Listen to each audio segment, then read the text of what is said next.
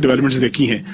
قرارداد جو ہے وہ پاس ہو گئی, چونکہ آپ مسلم لیگ پیش ہو گئی, مسلم لیگ نون کی چونکہ نمائندگی کرتے ہیں, اس قرارداد کی پیشی کے جو پروسیس تھا اس دوران ایک بڑا عجیب و غریب واقعہ ہوا کہ former prime minister Shahid Khaqan Abbasi صاحب جو ہیں وہ اچانک اسپیکر صاحب کے پاس گئے اور انہوں نے کوئی بات کرنے کی کوشش کی, اور وہاں ایسی باتیں ہوئیں جو کہ پارلیمانی باتیں نہیں ہوتی, جوتا مارنے کی بات ہوئی, جوتا اٹھانے کی بات ہوئی.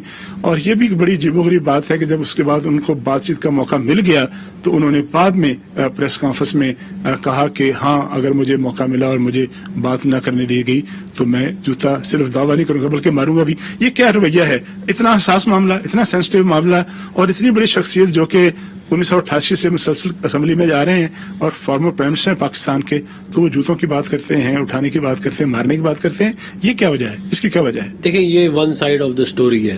بات یہ ہے کہ یہ کافی عرصے سے بلڈ اپ ہو رہا ہے معاملہ.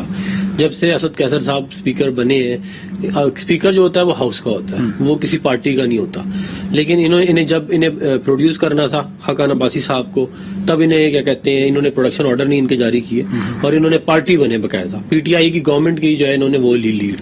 حالانکہ اس طرح ان کو نہیں کرنا چاہیے. تو یہ میں بتا رہا ہوں, اس کی ہسٹری آپ کو بتا رہا ہوں. پھر یہ ہے کہ مسلم لیگ نون کے ساتھ اکثر اوقات اس طرح ہوتا ہے کہ جی ہم لوگ بات کرنے کی کوشش کرتے ہیں, حالانکہ اپوزیشن کی سب سے بڑی پارٹی ہے, لیکن ہمیں جو ہے وہ آڈینس نہیں دی جاتی. تو وہ یہ معاملات پھر بلڈ اپ ہوئے ہیں. اور پھر اسد قیصر صاحب کا بیہیویئر آپ دیکھیں کہ وہ جب آپ پارٹی بنیں گے بار بار تو ایونچولی چیزیں فلیئر اپ ہونی شروع ہو جاتی ہیں. اور دیکھیں اسپیکر کا یہ کام ہوتا ہے, اور ان کو اپنے اسپیکرز کی ہسٹری بھی دیکھنی چاہیے. کہ مجھے بھی تک یاد ہے خاقان عباسی صاحب نے خط لکھا تھا ان کو, جو انہوں نے کہا میں بعد میں آگے لائبریری کا حصہ بھی بناؤں گا, کہ میں جو ہوں این اے جو لاہور کی ہے اس کا میں ممبر ہوں, اور مجھے جو ہے آپ نے اتنے عرصے سے میں اندر تھا, آپ نے مجے پروڈکشن میرا آرڈر جاری نہیں کیا. تو یہ سارا کا سارا ایک وہ پاسٹ ہے جس کے اوپر ابھی آپ کو بوائل اپ ہوتا ہوا نظر آ رہا ہے.